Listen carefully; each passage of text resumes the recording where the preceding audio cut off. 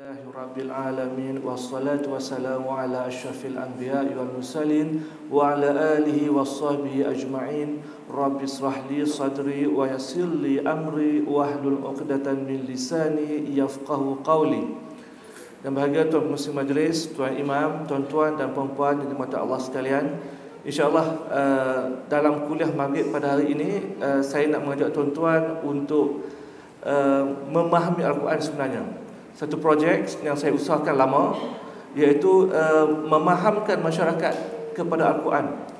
Dan perjalanan ini sudah jauh sebenarnya. Di Pulau Pinang, di Johor sudah masuk tahun yang ke-6 atau 7. Cuma yang kemahaman ini pertama kali. Dan ini kuliah yang ketiga pada hari ini.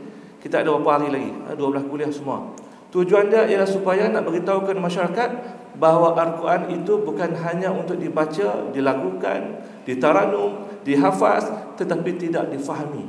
Ini satu benda yang agak pelik di Malaysia ini sebenarnya.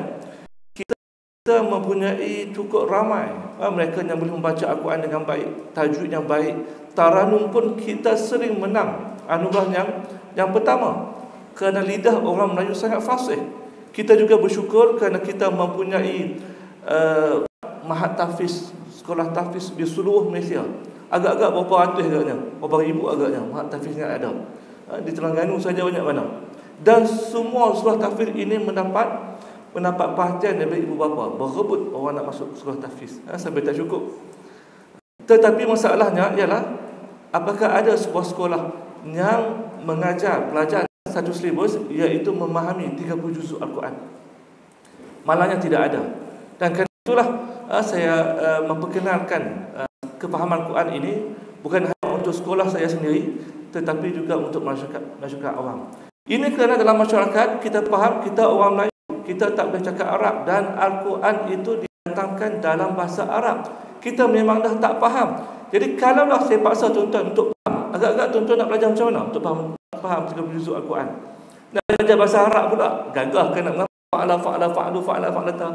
Nak hafal kalimat 10 paling kurang, paling sedikit 10,000, tak larat. Jadi saya memerhatikan di negara Mesir dan sebagainya, mereka setiap tahun menghasilkan tafsir-tafsir yang baru tentang Al-Quran. Sedangkan orang Arab, mereka bercakap Arab, sekurang-kurangnya Al-Quran ni baca faham juga, walaupun tak sepenuhnya, pun mereka memerlukan kepada tafsir Al-Quran untuk memahami. Tapi kita negara Malaysia cukup hebat. Kita ada Al-Quran yang cukup banyak. Kalau jual Al-Quran di kedai, macam-macam warna kita tengok ada. Hak besar, hak kecil, hak beg tangan, hak berwarna-warni, semua ada. Okeylah, baguslah, tak ada masalah. Tetapi kefahaman Al-Quran, tafsir Al-Quran tidak ada. Bukti ialah tuan-tuan tolong sebut pada saya satu tafsir Al-Quran tulisan orang Melayu, Malaysia, Indonesia tak kira. Orang Malaysia ada atau tidak? Kenapa tidak ada? Itu benda yang saya tak boleh jawab. Saya sendiri tak boleh jawab. Kenapa tidak ada? Indonesia boleh ada tafsir Al-Azhar. Mereka cukup bangga dengan fahamkan, kerana tafsirnya itu antara tafsir yang terbaik dunia, dan di antara tafsir yang saya rujuk untuk buat buku saya. Sebab ditulis oleh orang Melayu Indonesia yang dekat dengan kita. Berarti banyak benda-benda sosial yang dalam tafsir lain yang ditulis oleh orang Arab tidak diceritakan dalam tafsir ini. Ini satu khazanah yang cukup hebat. Indonesia patut berbangga. Orang Singapura pun berbangga. Kenapa? Kerana mereka ada tafsir lain juga. Singapura yang kecil pun ada tafsir 30 juzuk. Apa dia? Tafsir Amrul Asil. Kalau tuan-tuan pernah jumpa 30 juzuk. Amrul Asil maksud dia ialah gelombang radio. Kerana Ustaz Sun Haji disyarahkan tafsir ini dalam radio, kemudian dikumpulkan, kemudian dijadikan buku dan jadikan rujukan kita. Tapi malangnya di Malaysia kita tidak ada. Seolah-olah nak katanya ialah orang Malaysia hanya nak baca Al-Quran, nak lakukan Quran, nak hafal Quran, tapi tak minat nak faham Quran. Apakah boleh katakan begitu? Saya berani katakan begitu. Kenapa? Kerana tafsir-tafsir yang dibawa daripada Indonesia, tafsir Azhar, kemudian tafsir yang diterjemahkan, tafsir Munir dan sebagainya, tidak boleh dipasarkan di Malaysia. Alangkah malangnya. Jadi sebenarnya kita nak ikut Al-Quran macam mana? Kita mendabik dada, kita akan ikut Al-Quran. Nak ikut macam mana kalau kita tak faham? Dan tuan-tuan akan kata kepada saya pula nanti, bagilah ustaz-ustaz yang faham, kami tak perlu faham. Ini kesalahan paling besar. Al-Quran mesti difahami oleh semua orang. Suatu tafsir-tafsir yang keluar dalam bahasa Arab berbagai bentuk. Taksir Munir misalnya 13 jilid ke atas saya. Dr. Wahbah Zuhaili 13 jilid. Kemudian dia buat taksir Al-Wasit 3 jilid, ringkasan kepada 30 juzuk Al-Quran. Dia buat satu lagi taksir saya tak ingat nama dia. 1 jilid saja untuk 30 juzuk Al-Quran. Kemudian saya juga beli taksir Al-Quran 30 juzuk, taksir Al-Quran lil atfal untuk kanak-kanak. Maksudnya kanak-kanak pun perlu faham Al-Quran. Orang awam pun perlu faham Al-Quran mengikut tahap orang awam. Bukanlah suruh kita study tafsir ini sampai jadi buat master, PhD dan sebagainya. Tidak. Sekurangnya kita tahu baca surah Insan, oh ini cerita dia. Barulah kita nampak Al-Quran itu apa dia. Hari ini sebut Al-Quran kita nampak apa? Mat lazim, mat arif sukun, dengung tak dengung, betul tak? Daripada muda sampai ketua macam mana tu. Bukan tak salah. Tapi alangkah indahnya kalau kita boleh faham Al-Quran. Jadi nak buat tafsir Al-Quran yang besar 30 juzuk saya tak mampu.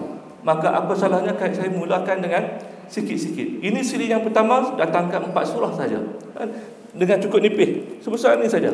Nipis saja. Tuan-tuan baca sekali pun boleh habis. Berapa lama saya buat? 3 hari. Dan keadaan hampir tak tidur. Termasuk layout dan sebagainya. Dan buku ini saya telah bawa ke Johor Bahru dalam jelajah kembara di sana dan mendapat sambutan yang sangat baik. Rupanya sebenarnya orang awam nak faham Quran sebenarnya, tapi kitab tafsir Quran itu terlalu tebal, kan, nak beri RM1,000. Kemudian 1 jilid buat tebal tu. Kita bila nak baca ni? Nak mula di mana? Betul tak? Jadi saya buat ringkas dulu 4 surah. Selepas ni saya buat lagi. Jadi nak dipasarkan susah. Saya tulis sendiri, layout sendiri, cetak sendiri, modal sendiri, jual sendiri. Tidak ada di kedai. Dengan harapan Al-Quran ini, buku ini suatu masa nanti boleh dikumpulkan 30 juzuk. 10 tahun, 15 tahun, mungkin 20 tahun.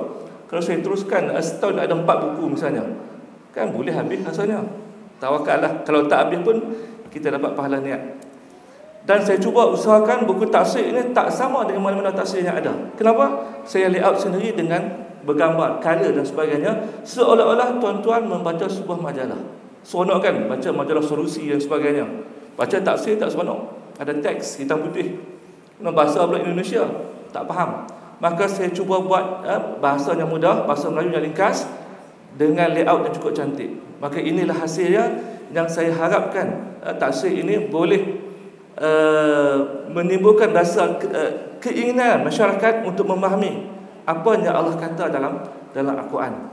Jadi untuk malam ni saya pilih satu surah yang sebenarnya cukup berat untuk disampaikan, tapi kita sampaikan juga ini Al-Quran, iaitu surah Munafiqun. Surah Munafiqun ini adalah surah Madaniyah. Jadi dalam 4 surah yang saya datangkan, ini satu-satunya surah Madaniyah. Surah Madaniyah berarti surah ini diturunkan selepas baginda Rasulullah telah berhijrah ke Madinah. Berarti ketika surah Munafiqun diturunkan, Rasulullah telah berada 5 tahun di Madinah. Dan dalam masa 5 tahun ini sebenarnya Rasulullah telah membentuk sebuah kerajaan Islam yang pertama di Madinah, dan baginda adalah presiden atau Perdana Menteri yang pertama. Ini jarang disebutkan. Jadi kita tahu keadaan turunnya surah ini, baru kita tahu kenapa surah ini diturunkan. Berarti ketika di Mekah, Rasulullah belum ada kuasa politik. Dia tidak boleh menjalankan banyak peraturan. Sebab tu ayat-ayat yang datang di surah Mekah adalah tentang akidah, tentang syurga, tentang neraka, tentang motivasi dan sebagainya. Tidak ada undang-undang tentang zakat, tentang hudud, tentang kerajaan dan sebagainya. Tidak ada. Ayat-ayat yang datang kemudian itu di Madinah datang kemudian ketika baginda Rasulullah telah mempunyai kuasa politik dan memegang tampuk pemerintahan Madinah. Waktu itu barulah kita boleh laksanakan Islam. Sama juga keadaan sekarang. Kalau kita tak ada kuasa, bercakaplah soal perjuangan, bercakaplah soal zakat, soal hudud dan sebagainya sampai habis hayat beliau, kita takkan mampu melaksanakannya tanpa kuasa politik. Sebab itu politik adalah wajib. Kita ikut sunnah baginda Rasulullah, kan? Pakai kepiah, pakai jubah dan sebagainya. Kita terlupa untuk ikut satu sunnah apa dia? Satu sunnah Rasulullah, menjadi pemimpin dalam negara tersebut.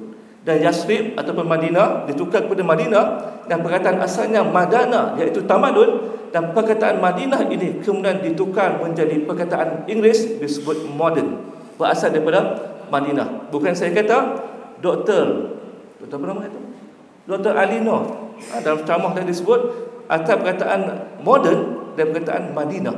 Rupanya orang barat meniru ketamadunan yang berada di negara Islam. Suatu bila saya pergi ke Mesir, saya lihat binaannya lama-lama ini, bentuk dia kenapa macam Inggeris? Boleh jadi terpengaruh dengan Inggeris.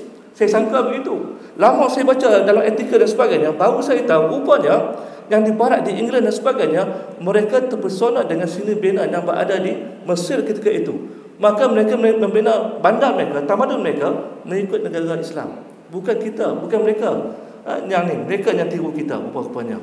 Jadi surah Munafikun ini diturunkan ketika baginda telah mempunyai kuasa pemerintahan, Islam telah pun kuat. Itu gambaran kita hari ini. Jadi surah ini diceritakan dalam hadis-hadis Rasulullah baca surah ini. Surah Munafikun, nama asalnya memang Munafikun. Dan Rasulullah menamakan surah ini sebagai Munafikun, dibaca hampir setiap hari selepas subuh. Tuan-tuan boleh bayangkan, kandungan surah Munafikun ini ialah menceritakan sifat-sifat orang munafik yang ada di dalam masyarakat ketika itu. Menceritakan kecaman Rasulullah dan Allah kepada golongan munafik ketika itu.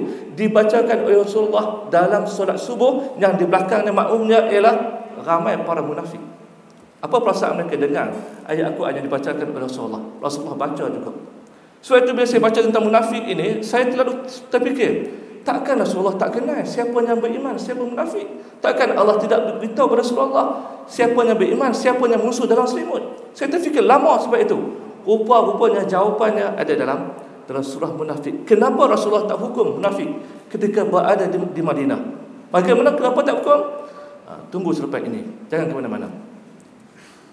Jadi surah ini kita mulakan dengan ayat yang pertama. Bismillahirrahmanirrahim.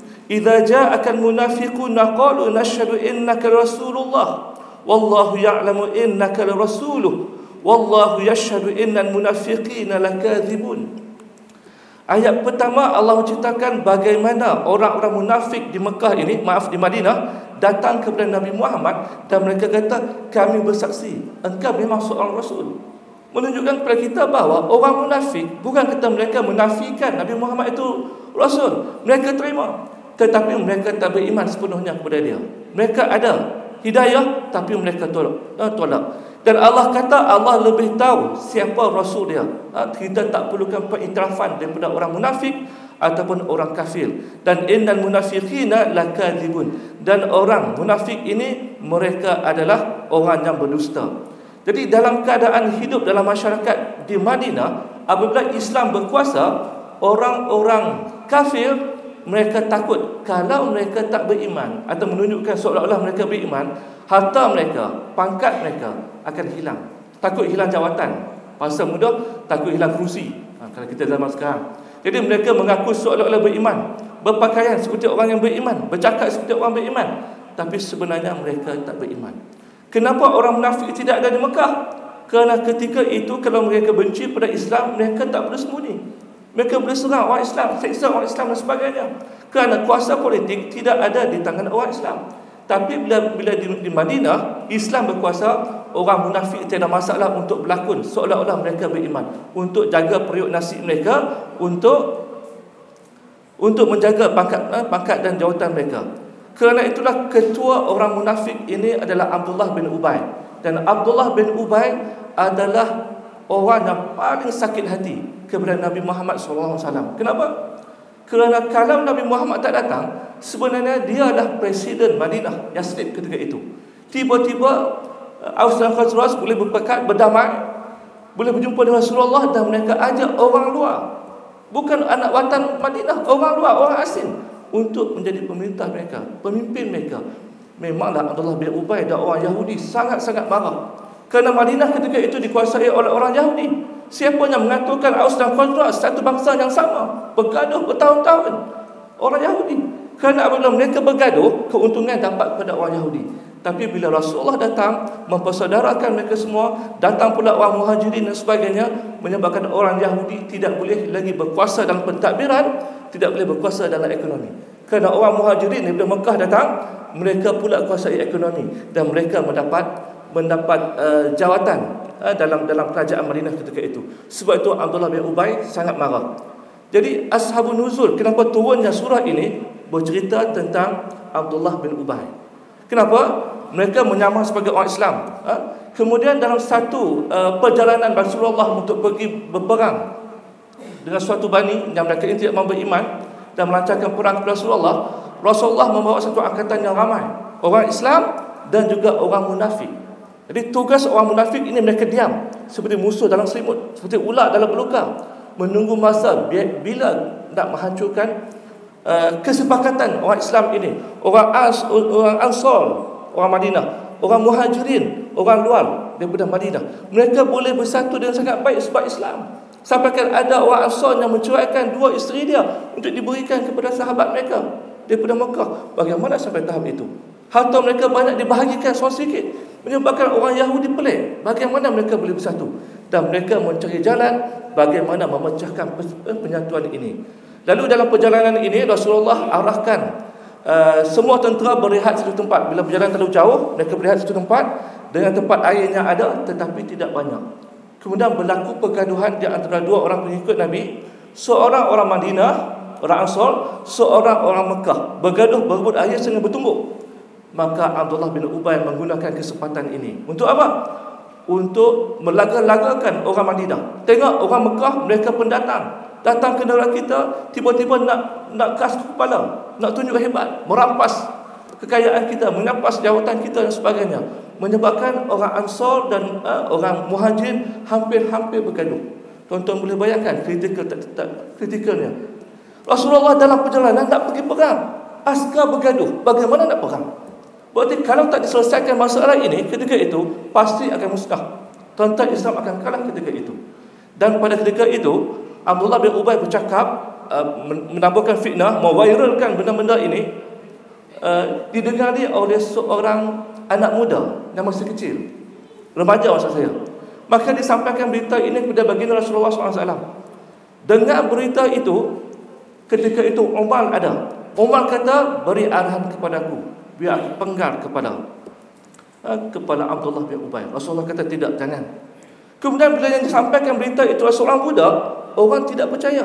Abdullah bin Ubay seorang tokoh yang cukup hebat, yang mereka lihat sebagai tokoh penting yang mustahil akan melakukan fitnah macam ni. Mereka tak percaya, ini budak kecil, takkan kita nak percaya. Tiba-tiba turun ayat ini membenarkan sebenarnya memang Abdullah bin Ubay melakukan fitnah dalam masyarakat ketika itu. Ayat ini turun semata-mata kerana budak ini, dan Rasulullah turun ayat ini tepuk belakang dia. Hebat, tanya, kerana kamu turunnya surah munafik ini. Kemudian anak kepada Abdullah bin Ubay, nama dia Abdullah bin Ubay. Dia lahir daripada zuriat orang munafik yang tak beriman. Tetapi Abdullah bin Ubay sangat beriman. Dia dapat tahu ayah dia telah mengkhianati Rasulullah, telah cuba memecah belahkan Rasulullah. Dia minta kepada Rasulullah, arahkan kepadaku untuk membunuh ayahku sendiri. Pasti aku akan bunuh.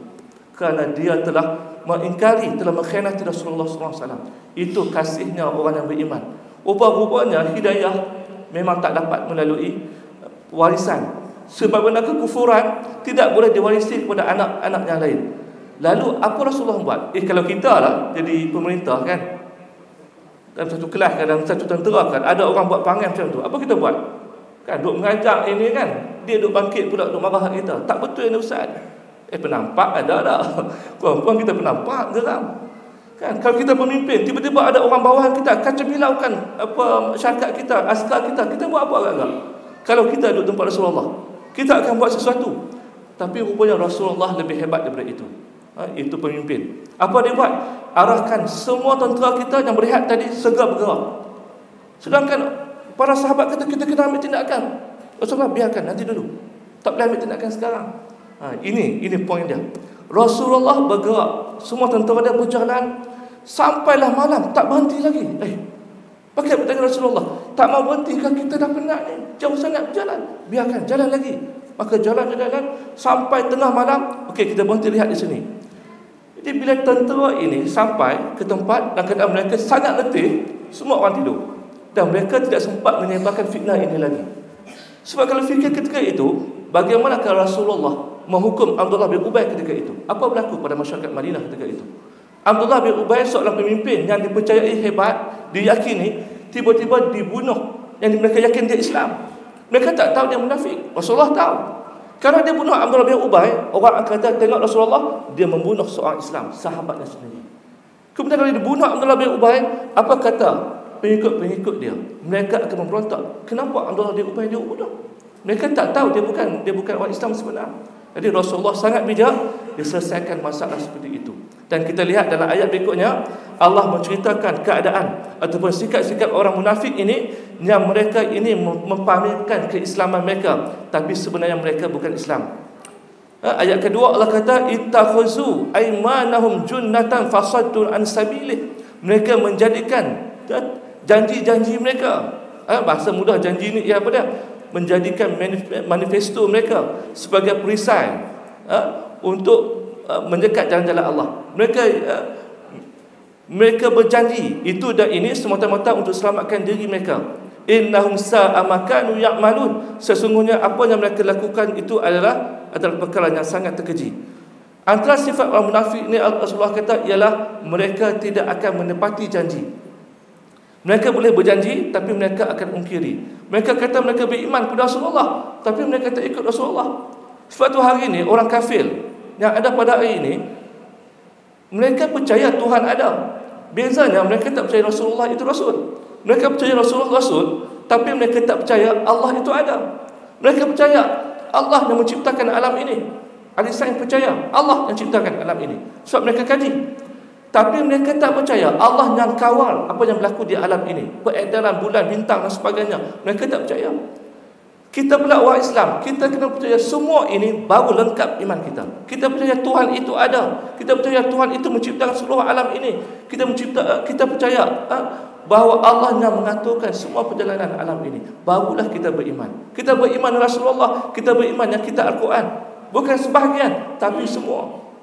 Beriman semua yang ada dalam Al-Quran, barulah kita dikira sebagai beriman kepada Islam, kepada Allah, kepada kitab dan sebagainya. Kalau tidak beriman, maka kita juga sebahagian daripada munafik. Jadi tuan-tuan, sebelum kita sambung, bila membicarakan surah munafik ini, berat bagi saya, berat kepada tuan-tuan untuk terima juga. Kenapa? Kerana saya nak kita fahamkan surah ini dengan kita letakkan diri kita, nisbah diri kita. Apakah aku mempunyai sifat munafik? Jangan kalih kepada orang lain. Saya kira lepas habis faham sifat munafik, habis semua orang munafik pula, semua orang jahat. Jangan. Kita lihat sebagai untuk diri kita. Sebagaimana Rasulullah tahu siapa munafik, dia tak dedahkan, kena menimbulkan fitnah. Kita pun bila kita lihat ciri-ciri ini ada kepada orang lain, ada pada pemimpin kita dan sebagainya, diam-diam sudah, tak payah kata orang munafik, takut patah balik kepada kita. Boleh faham tak? Cuma nak nilai balik, ni kita sekarang ni munafik atau tidak. Zalika bi annahum amanu thumma kafaru.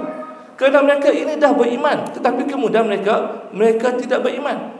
Berarti mereka seolah-olah diberikan cahaya, kan, untuk belajar dalam ni. Ada cahaya, tak mau cahaya, kita tutup, kita mengaji dalam gelap. Jadi kebodohan mereka itu samalah macam tu. Duduk dalam gelap untuk membaca buku. Lampu diberikan, tidak mau. Seolah-olah macam tu mereka. Fa idza ra'aitahum tu'jibuka ajsamuhum. Ini ciri-ciri orang munafik yang memang sepanjang zaman dia pakai macam tu. Macam mana? Kalau kita lihat mereka, kita merasa kagum dengan tokoh-tokoh ini. Cara mereka bercakap, cara mereka bersorban, cara mereka Islam. Oh, ini paling Islam sekali. Tokoh Islamisasi dunia. Kerana orang munafik ini, mereka bukan hanya munafik di luar, mereka mempamerkan Islam mereka. Munafik dalam hati. Pakaian mereka macam kita, bersorban, berjubah dan sebagainya, bercakap tentang Islam dan sebagainya, tapi mereka sebenarnya munafik. Dan Allah kata, kita akan terpesona dengan kata-kata mereka. Fasih bercakap, janji itu ini dan sebagainya. Fatubi ala qulubihim fahum la yafqahun. Lalu dengan sebab inilah maka Allah telah ini ayat tadi, Allah telah menutup hati mereka daripada hidayah.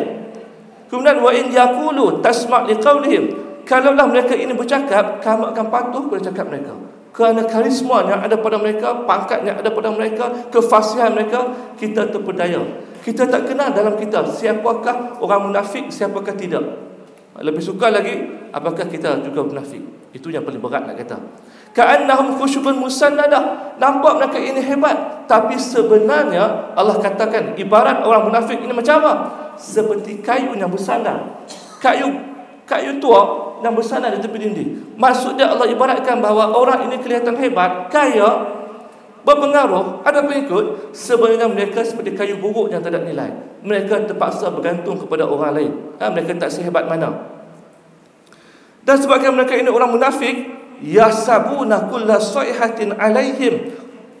Mereka beranggapan semua yang kita katakan, pekitkan tentang Islam dan sebagainya, mereka sangka kita berkata tentang mereka. Mereka takut dengan bayang-bayang sendiri.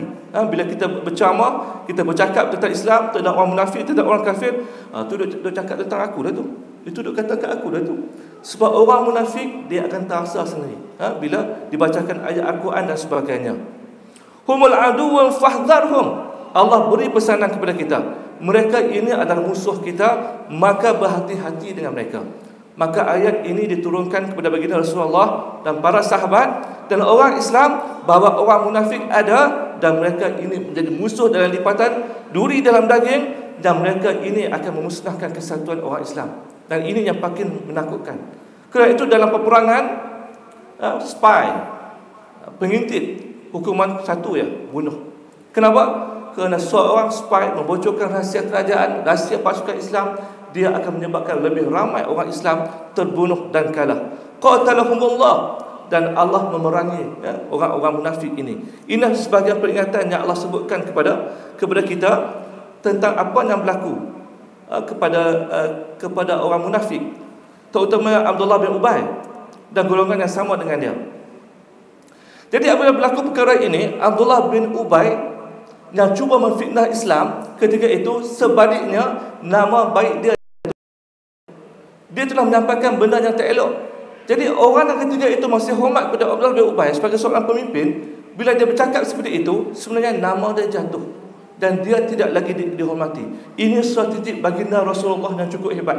Kalau tidak, dia bunuh Abdullah bin Ubay, ketika itu nama Islam yang akan jatuh, dan Rasulullah dianggap sebagai membunuh sahabat sendiri, dan ini menyebabkan dia akan dibenci. Tapi sebaliknya yang berlaku, Abdullah bin Ubay nama dia jatuh, reputasi dia jatuh, pengikut dia semakin merosot ketika itu. Kemudian Abdullah bin Ubay ini diminta dalam ayat yang berikutnya, orang-orang yang masih percaya kepada Abdullah bin Ubay ini berkata kepada dia, wa idza qila lahum ta'alau yastaghfir lakum Rasulullah. Pada pengikut Abdullah bin Ubay kata kepada dia, jom kita minta ampun kepada Rasulullah, minta maaf kesalahan kamu. Lahusahum wa ra'aitahum yasudduna wa hum mustakbirun. Apa dia menggelengkan kepala dia. Kenapa geleng? Kerana mereka merasakan bahawa mereka ini lebih mulia daripada orang Islam, lebih mulia daripada baginda Rasulullah, dan mereka tidak meminta ampun daripada Rasulullah. Dia perbuatan dia betul. Sawa'un alaihim astaghfarta lahum am lam tastaghfir lahum lan yaghfirullahu lahum. Tak kira sama ada kamu minta maaf atau tidak, Allah tidak akan maafkan mereka. Dan inilah sifat orang munafik. Mereka tahu mereka salah, tapi mereka tetap tidak meminta maaf, tidak mau bertobat, kerana mereka sangkakan mereka betul. Innallaha la yahdil qaumal fasiqin. Dan sebab itulah Allah tak beri pada golongan munafik ini. Jadi golongan munafik ini berada dalam masyarakat kita. Dalam peperangan dianggap sebagai strategi try strategi memasukkan. Misalnya kita ada musuh, kita satu pasukan, tuan-tuan satu pasukan, saya musuh tuan-tuan, saya masukkan orang saya dalam parti tuan-tuan, dalam kumpulan tuan-tuan, untuk menimbulkan huru-hara. Jadi golongan munafik inilah tugas mereka. Mereka masuk dalam orang Islam, mereka melaporkan apa yang berlaku kepada orang Islam ketika itu. Dan taktik ini telah digunakan oleh penjajah sepanjang zaman. Kalau tuan-tuan pernah kenal siapa dia, Snout Hanji, seorang orientalis Belanda yang diupah untuk berada hidup bersama dengan orang Indonesia. Kononnya mu'alaf, diberikan nama Abdul Ghaffar, cukup terkenal di Indonesia. Dia berkahwin dengan orang Islam, perempuan Islam Indonesia. Dia belajar di Passion Trend. Dia bersama dengan para ulama semata-mata untuk mengumpulkan apakah kekuatan dan kelemahan orang Islam di Indonesia. Maka dia mencatatkan kepada Belanda apa yang perlu dilakukan. Di antaranya dia kata bahawa terdapat seorang tokoh yang cukup hebat, dia tidak berada di Indonesia. tetapi suaranya telah menyebabkan orang Indonesia memberontak terhadap Belanda. Siapa dia? Syekh Ahmad Khatib Amin Al-Kabawi. Ulama Islam dan cukup alim dan cukup fasih yang berada di Mekah, menjadi imam dan khatib Melayu pertama di Mekah, dan menjadi imam untuk mazhab Syafi'i ketika itu. Dulu di Mekah ada 4 penjuru kan, 4 bahagian.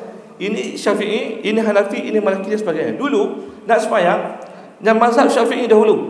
Jadi imam dia adalah Syekh Ahmad Khatib Amin Al-Kabawi, orang Melayu, bukan orang Arab, orang Melayu. Dan dia ada satu tempat yang dia mengajar di situ, beribu-ribu pengikut dia ataupun anak murid dia dari seluruh dunia. Orang Melayu tuan-tuan, bukan orang lain. Dan tokoh ini dikatakan oleh Sultan Hanji, inilah tokoh yang meniupkan semangat kepada orang Indonesia. Maka dia diutuskan ke Mekah untuk berjumpa dengan orang ini. Begitu juga dengan ulama lain, disebutkan beberapa nama ketika itu, untuk berjumpa dan laporkan apa berlaku di Mekah, apa berlaku di Madinah, laporkan kepada Belanda supaya Belanda boleh jatuhkan semangat orang Islam Indonesia dan sebagainya. Inilah munafik. Demikian juga di tanah Melayu pun dihantar juga, dan kita percaya dan sebut dia sebagai Princess Light, the founder of Penang. Dia bukanlah, dia seorang orientalis yang diutuskan. Katanya berkahwin dengan orang Melayu, sampai ke Pulau Pinang ketika itu sudah ada penduduk dengan pakaian seperti orang Melayu. Itu Ustaz, patung dekat Pulau Pinang tu bukan dia pakai pakaian Inggeris ke? Itu cucu dia. Itu cucu dia, bukan dia. Dia boleh cakap bahasa Melayu dengan fasih, pakai pakaian Melayu sebab dia nak menyamar dengan orang Melayu, untuk tahu kelemahan orang Melayu. Tulis surat kepada Sultan Kedah dalam tulisan Jawi. Dia boleh Jawi, kita tak boleh Jawi. Memalukan. Sebab mereka nak jatuhkan orang Islam, mereka lantik orientalis seperti ini. Dan orientalis seperti inilah yang memasukkan sejarah yang ada pada hari ini. Sampai kita tak kenal siapa dah Syekh Ahmad Khatib Amin Al-Kabawi. Sampai kita tidak tahu siapakah pejuang yang sebenar, dan siapakah yang sebenarnya telah menjadi talu parut kepada negara kita. Akhirnya bila merdeka, apa berlaku? Mereka yang berjuang dipenjarakan dan dibunuh. Sedangkan kisah yang sebenar, kita boleh merdeka jauh lebih awal. Kan ketika itu Perdana Menteri pertama kita adalah seorang yang hafal Al-Quran. Siapa dia? Dr. Burhanuddin Helmi. Seorang anak Melayu yang sangat bijak, brilliant. Dia doktor bidang homopati, orang Melayu pertama yang belajar homopati di India. Boleh fasih dalam bahasa Tamil, bahasa Cina dan bahasa-bahasa lain. Tetapi dia berjuang untuk kemerdekaan tanah Melayu, dia dipenjarakan oleh orang Inggeris. Menariknya, bila berlaku merdeka, kan 31 Ogos merdeka, sekali lagi dia dipenjarakan oleh bangsa dia sendiri. Ini cukup menyayat hati. Pejuang yang dianggap sebagai pembelot pula diberikan kuasa pemerintahan. Ini berlaku kerana golongan munafik yang mereka percaya. Apa lagi yang mereka buat? Setelah berlaku keadaan itu, Abdullah bin Ubay mula melakukan boikot kepada orang Islam. Apa dia kata? Hum allazina yaqulunu la tunfiqu ala man 'inda Rasulillah hatta yanfaddu. Dia gerakkan boikot kepada orang Islam. Dia kata jangan kita berikan biaya lagi kepada Rasulullah untuk gerakkan Islam. Kerana dia mahu orang Islam jatuh, dia mahu Rasulullah lemah kerana tidak ada bantuan keuangan daripada orang lain. Walillahi khazainus samawati wal ardh. Allah kata apa? Allah ini mempunyai khazanah langit dan bumi, semua milik dia. Apakah nak takut apa? Sebab tu kalau kita faham benda ini, kita tak berharap kepada manusia dalam perjuangan Islam kita. Dakwah unlimited, kan? Keuangan limited. Dakwah tak unlimited, tapi keuangan limited. Kalau berharap kepada duit semata-mata, kamera dan sebagainya, siapa nak bayar? Kita buka sekolah, nak harap orang bayar duit? Tidak ada, tuan-tuan. Ini tahun ke-6 saya buka sekolah. Berapa kos agak-agak sebulan? Lebih 20,000 saya kena cari. Ini yang di hadapan tuan-tuan ni, orang yang cuti balik rehat dengan anak bini, datang buat apa? Jadi pengemis untuk mencari duit, bayar duit kepada guru. Kalaulah kita buka sekolah agama dan kita bergantung pada manusia, kita kecewa lama dah. Tapi kita percaya janji Allah, dia mempunyai khazanah di langit dan di bumi. Kita usaha dan dia bagi setakat mana yang ada. Kalau tidak boleh tawakal dalam perjuangan Islam, tak payahlah berjuang. Duduklah di rumah, tidur diam-diam. Walakin munafiqin la yafqahun. Orang munafik ini tak faham bahawa duit, rezeki yang diberikan kepada mereka ini semuanya datang daripada Allah, bukan daripada mereka. Sebab tu bila nak sekat sekolah agama, kan macam-macam masalah. Orang marah dekat murid-murid macam saya. Kenapa murid sekolah ini degil sangat, tidak mahu mendaftarkan sekolah dengan Jabatan Agama Islam. Yang mereka tidak tahu ialah untuk mendaftarkan sekolah agama tak sama macam daftar perniagaan. Contoh berniaga kan, dapat lesen dahulu, betul tak? Kemudian baru berniaga. Undang-undang sekolah agama ialah kami kena buka sekolah dahulu, kemudian ada 25 orang pelajar paling kurang, baru boleh apply untuk pendaftaran. Pertama, nak buka sekolah itu pun nak pakai duit. Nak daftar tak boleh. Nak cari pelajar 25 orang tak boleh iklan, sebab tak daftar lagi. Tak cari mana 25 orang pelajar tanpa iklan. Kemudian kita berikan borang. Allah, 3 tahun tak lulus. 3 tahun tak lulus. Ingatkan sekolah kita saja, sekolah lain pun sama. Akhirnya kami murid-murid ini terpaksa berkumpul buat bantahan. Apa masalah? Pendaftaran kami tidak diluluskan, dan minta ustaz yang terlibat mengkhianati kami ini dipindahkan tempat lain. Datang ustaz lain yang lebih muda, dia uruskan, alhamdulillah lulus. Bila lulus tu dia pindah, dia tanya balik, ustaz, borang-borang yang ustaz hantar ada lagi? Saya kata, kami dah hantar 3 kali borang, ustaz tidak ada. Bagaimana borang kami? Kami dikhianati oleh ustaz sendiri. Lepas Al-Azhar, nama pun Azhar, lepas Al-Azhar ustaz lagi. Tak tahu kenapa kebencian mereka pada sekolah agama, menyekat sekolah agama. Kan kita tahu sekolah agama tak minta apa-apa dari kerajaan, tak banyak sangat pun. Nak bagi-bagi, tak bagi sudah, kita usaha sendiri. Tapi jangan sekat. Kalaulah sekolah agama tidak ada, misalnya Mahat Tahfiz swasta tidak ada, dan ibu bapa semua nak masuk tahfiz, agak-agak kerajaan negeri sanggup tak buka berapa buah sekolah tahfiz dengan pembiayaan sendiri. Duit satu hal, pengurusan siapa nak uruskan? Tuan-tuan, kalaulah murid seperti kami tak degil, tak keras kepala, tak ketegar, sekolah tahfiz mati lama dah. Tapi kami degil, sebab kami tahu syurga neraka ada. Demikian juga di setiap negeri macam-macam masalah. Di Selangor kita dengar cerita terbaru, sekolah tahfiz diwajibkan untuk masukkan subjek-subjek akademik. Kita boleh bayangkan macam mana. Sains kena ada, sejarah, matematik, bahasa Melayu. Kalau tuan-tuan boleh faham sekolah agama ni macam mana, bayaran katalah paling tinggi orang akan ambil RM300, RM350. Pelajar katalah 100 orang atau 60 orang, berapa yang dapat agak? Untuk bayar yuran guru tahfiz pun tak cukup. Kemudian mana-mana sekolah agama sama, apa dia? 50% ibu bapa tak bayar yuran berbulan-bulan.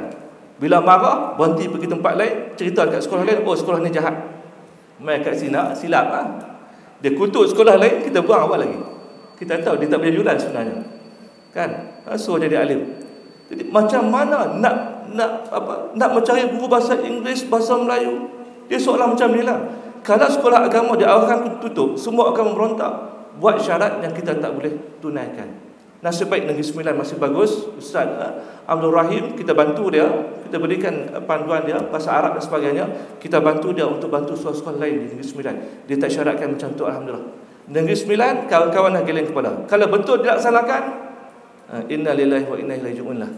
Sekolah-sekolah agama di Selangor ketika itu. Dan pelik, di Pulau Pinang pun benda yang sama. Yang bagi panduan itu ialah kawan-kawan kita ada PhD dan sebagainya. Syaratkan sekolah tahfiz ni kena ada semua. Kalau dah ada matematik, ada sains, buat apa buka sekolah tahfiz? Pergi sekolah biasa lah. Habis cerita. Kita nak sekolah tahfiz, sekolah agama pondok ini, kita nak satu pelajaran, satu bidang yang berbeza dengan yang lain. Sudah ramai yang jadi alim, yang pandai dalam bidang matematik, sains dan sebagainya. Kita nak yang bidang agama khusus. Suatu sekolah saya, sekolah yang paling penting sekali. Kenapa? Sekolah tak ramai, tapi kita menghimpunkan pelajar paling bijak seluruh Malaysia. Terengganu Kemaman ada seorang, tu ayah dari belakang. Baru seorang, satu benih yang kita harap boleh tumbuh lagi. Ini datang ni nak cari pelajar bijak di Kemaman, ada ke tidak? Dan ibu bapanya cekal untuk letakkan anak ke sekolah yang tidak ada masa depan. Itulah sekolah saya. Dan begitulah yang berlaku. Kadang-kadang kita pelik, orang bangsa lain bila dia dapat kuasa, dia dapat jawatan, dia gunakan jawatan yang ada dalam tempoh baru 2 tahun untuk bangunkan bangsa dia, sekolah bangsa dia. Tapi kenapa orang agama belajar di Mesir, belajar di pondok, bila dapat kuasa, dia tekan pula sekolah agama, tempat dia belajar. Itu saya kata kawan-kawan, kamu tidak ada pengalaman dalam menguruskan sekolah agama. Kamu pensyarah, ada PhD, tapi pengalaman tidak ada. Jangan nak buat undang-undang 3 suku. Bincang dengan kita dulu apa yang kita boleh buat. Cina tak ada masalah, mereka nak cadangkan matematik, sains. Kita Mandarin pun ada. Kan bahasa Inggeris kita ambil muid. Dapat band 3 main-main. Budak usia 15 tahun ambil muid band 3. Kita tak ada masalah. Tapi sekolah tahfiz lain akan bermasalah. Akhirnya sekolah akan ditutup. Dan kita lihat golongan munafik ini berada dalam masyarakat kita dan mereka menekan. Mereka tak suka kepada orang agama. Syarahkan itu dan ini. Sebab tu saya cukup pantang tentang tauliah ini. Bukan saya tak boleh ambil, saya boleh ambil, tapi saya geram. Ada 14 negeri di negara kita. Takkan setiap orang akan ambil 14 tauliah? Tak munasabah. Satu cukuplah. Itu satu. Keduanya, semua ustaz-ustaz ini lulus daripada Azhar, lulus daripada Jordan, lulus daripada universiti tempatan. Mereka ada ijazah. Untuk apa lagi ada tauliah? Tauliah diperlukan kalau awak bukan bidang agama. Motivator nak masuk masjid cakap tentang agama. Yes, perlukan tauliah. Itu betul. Ini kami dihukum sebelum kami buat apa kesalahan. Kita nak geram juga. Dan sekarang di Johor Bahru diharamkan terus semua penceramah daripada luar. Dapat berita. Saya selalu pergi Johor. Bulan 4 nak pergi lagi. Saya kata kawan-kawan yang sana, geng-geng yang macam Dakwah Unlimited ada juga di Johor. Dia ada. Pejuang-pejuang ada di mana saja. Saya bulan 4 macam mana boleh pergi ke tak? Apa mereka kata? Ustaz datang saja. Kalau kita nak ikut semua benda, dakwah takkan jalan. Kita terpaksa buat. Sebab tu nak jadi orang agama, nak jadi ni, kena kerah kepala. Sud orang kerah kepala pula kan. Kemudian apa lagi orang kafir ni kata? Ayat ke-8 mana? Baik, dalam ayat ke-8 mereka kata pula yaquluna, orang munafik ni kata la in raja'na ila al-madinati la yukhrijanna al-azzu minhal azalla. Oh, sombong mereka ini. Mereka kata nanti bila kita habis perang, kita balik ke Madinah, golongan kami yang mulia ini akan menghalau golongan kamu yang lemah. Kerana orang munafik ini beranggapan mereka warga negara Madinah, mereka lebih mulia daripada golongan daripada Mekah. Maka mereka beranggapan mereka akan menghalau orang yang hina, iaitu orang Islam. Allah kata apa? Walillahil izzatu walirrasulihi walil mu'minina walakinnal munafiqina la ya'lamun. Allah kata kemuliaan itu adalah milik Allah, milik orang yang beriman, milik Rasulullah, milik orang yang beriman, tetapi orang kafir tidak tahu.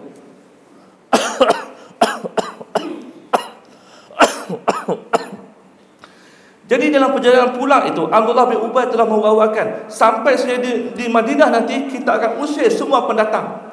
Pendatang daripada Mekah ini kita usir. Mereka golongan yang hina, kita golongan yang mulia.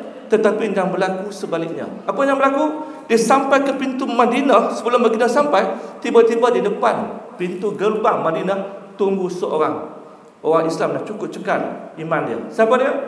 Anak dia sendiri, Abdullah bin Ubay. Ayah tak boleh masuk ke Madinah ini. Kenapa? Ayah hina. Ayah telah mendahaka kepada Rasulullah. Melainkan Rasulullah benarkan, baru boleh masuk. Dia tak berani masuk. Kalau ayah masuk, saya pancung ayah di depan pintu ni juga. Abdullah bin Ubay tak berani masuk. Tunggu Rasulullah sampai, beri kebenaran, baru masuk. Jadi daripada peristiwa ini, kemudian cengkaman orang munafik telah mula longgar di Madinah. Kerana kebijaksanaan Rasulullah berhadapan dengan golongan yang berada dalam masyarakat kita, dan kita tak tahu siapa yang Islam, siapa yang tak Islam, siapa yang jujur, siapa yang tidak. Jadi berlaku pembersihan seolah-olah yang macam tu. Lalu kemudian Allah berkata kepada orang yang beriman, ya ayyuhallazina amanu. Dalam Quran, tuan-tuan baca Quran kan, kita jumpa banyak kali, ya ayyuhallazina amanu, wahai orang yang beriman. Banyak kan? Banyak. Agak-agak ada berapa kali Allah sebut? Kalau baca, jumpalah. Kalau tak baca, memang tak jumpa. Ya ayyuhallazina amanu ni ada 88 kali yang disebut ya ayyuhallazina amanu. Saya kumpulkan semua 88 ini, saya kaji ayat selepas dia. Apa yang Allah nak cerita?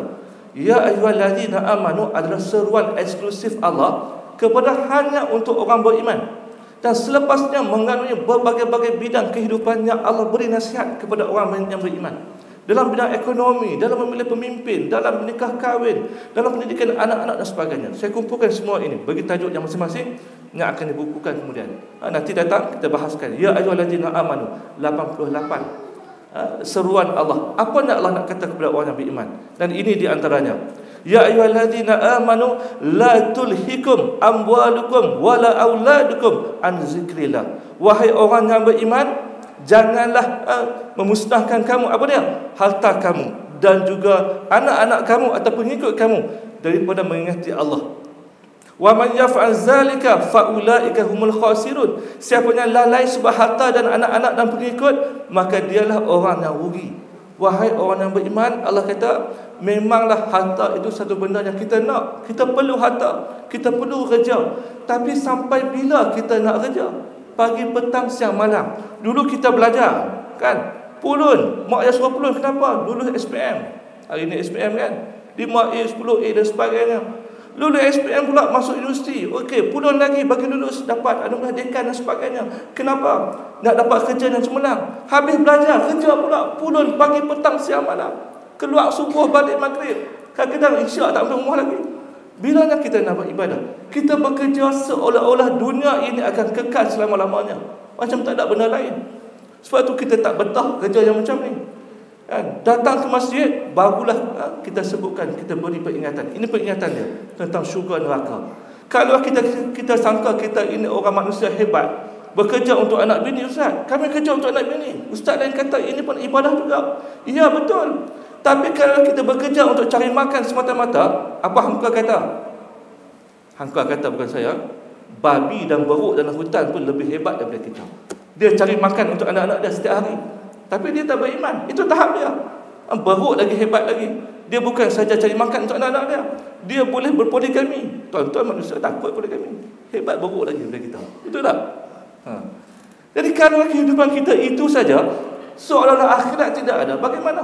Maka dalam ayat ini Allah kata betul-betul kat kita, jangan sampai kegilaan kita nak kumpulkan harta menyebabkan kita lupa langsung tentang akhirat. Kan? Sebab Allah beri setiap orang peluang untuk berjuang dalam bidang masing-masing. Pandai buat kamera ni, okey, jagalah kamera. Boleh ada masa untuk uruskan, ustaz-ustaz, uruskan ustaz-ustaz. Saya ada sedikit ilmu, saya ada masa, saya ada tenaga, saya buka sekolah, tapi nak suruh saya cari duit semua, tak munasabah. Oh, ini sedap orang kata, ustaz-ustaz ni buka sekolah, duit tak ada. Tak ada duit, janganlah buka sekolah. Oh, senang cakap. Kalau ada duit baru buka sekolah, taubat tak buka sekolah. Ustaz Razia banyak duit ke nak buka sekolah sendiri ni? Tidak ada duit. Memang tawakal sungguh-sungguh, terpaksa buka. Kenapa? Kerana kami ada anak-anak yang sedang membesar dan saya tak percaya untuk masuk ke sekolah lain. Kita buka sekolah sendiri dengan silibus sendiri, dan kita dah pun hantar pelajar-pelajar kita ke Mesir dalam usia baru 13 tahun, 14 tahun, 15 tahun. Dan mereka boleh membaca kitab Arab tanpa baris. Percaya atau tidak? Anak kita 13 tahun, boleh bayang tak?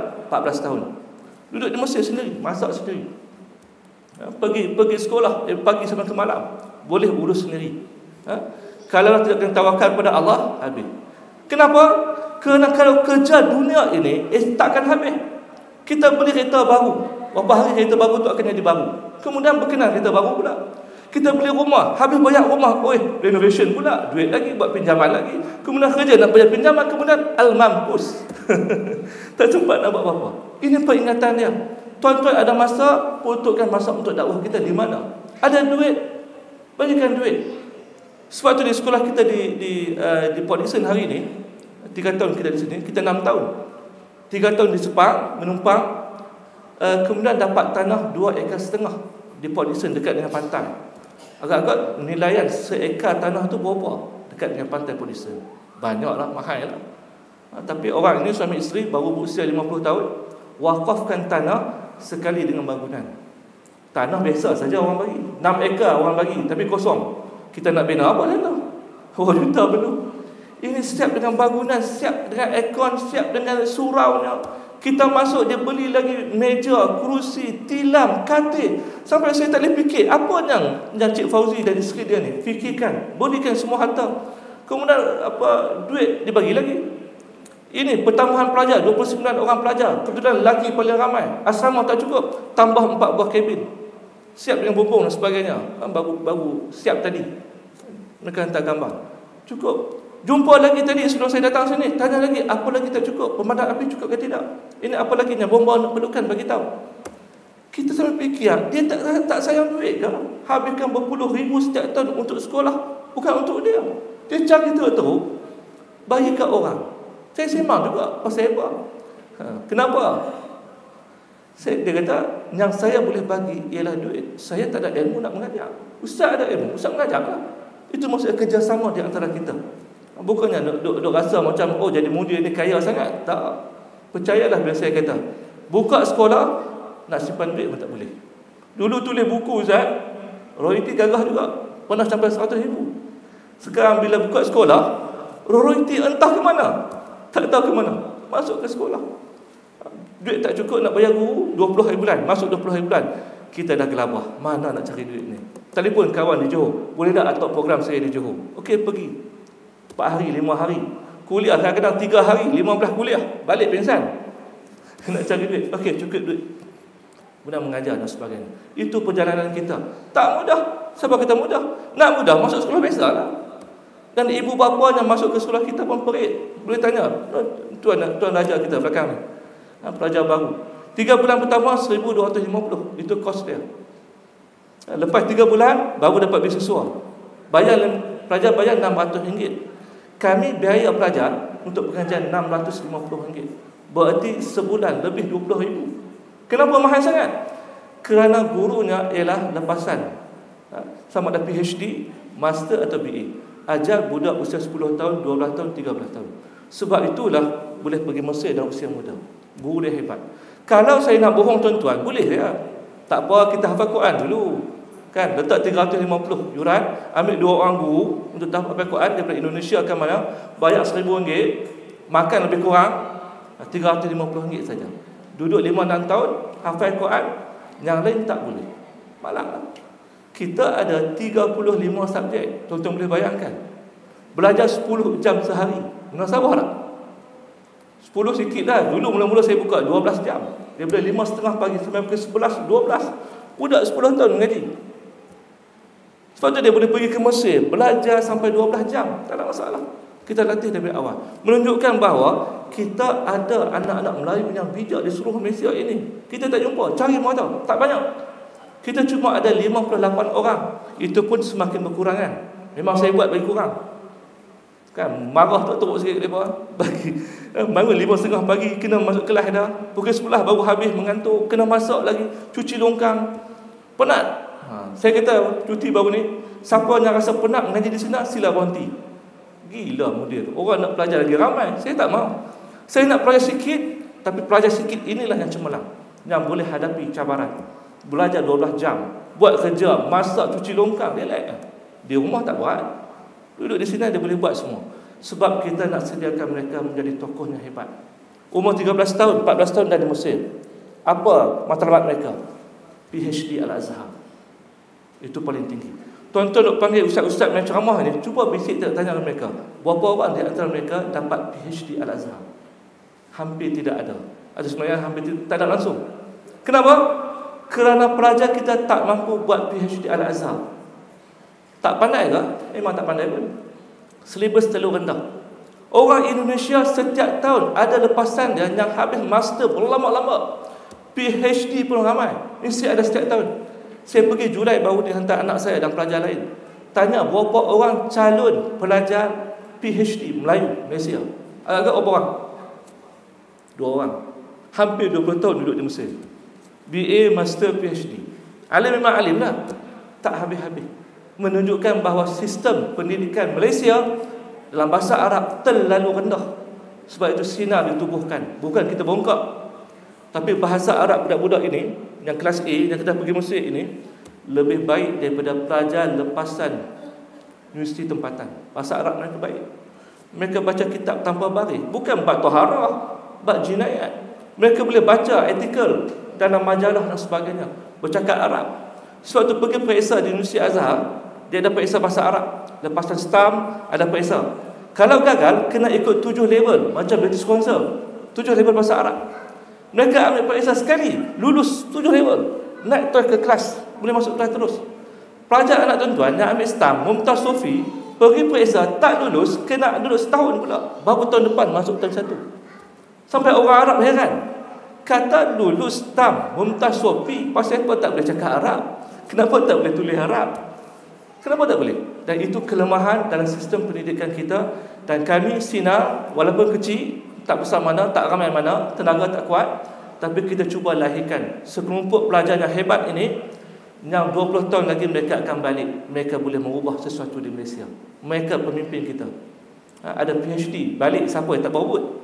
Boleh bercakap Arab, Inggeris boleh. Ini pun berada di Mesir, baru di tingkatan 3, tingkatan 4. Dah beritahu awal, boleh tak BA nanti nak ambil double degree.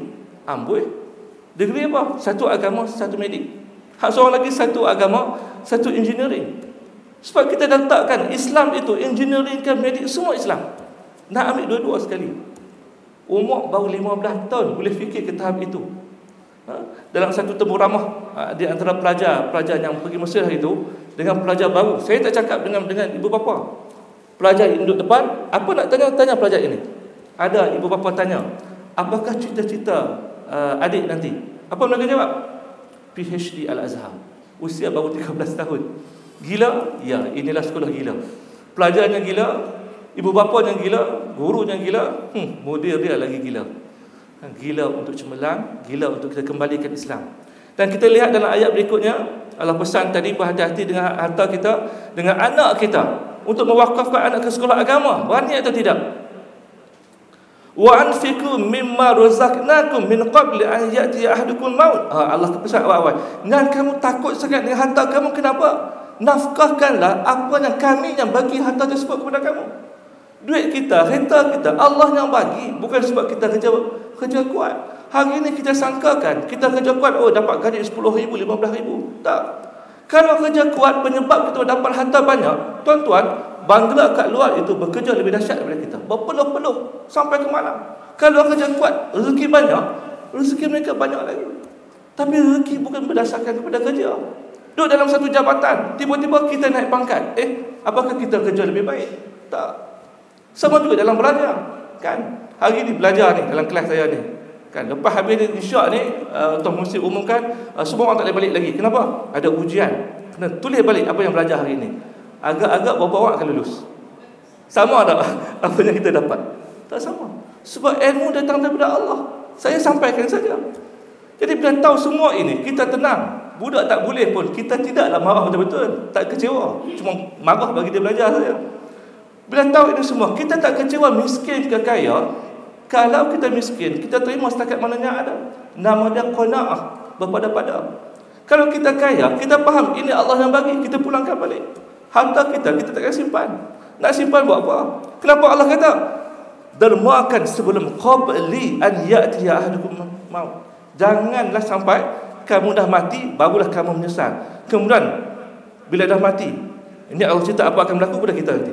Kita mati, dibangkitkan, tengok balik buku amalan.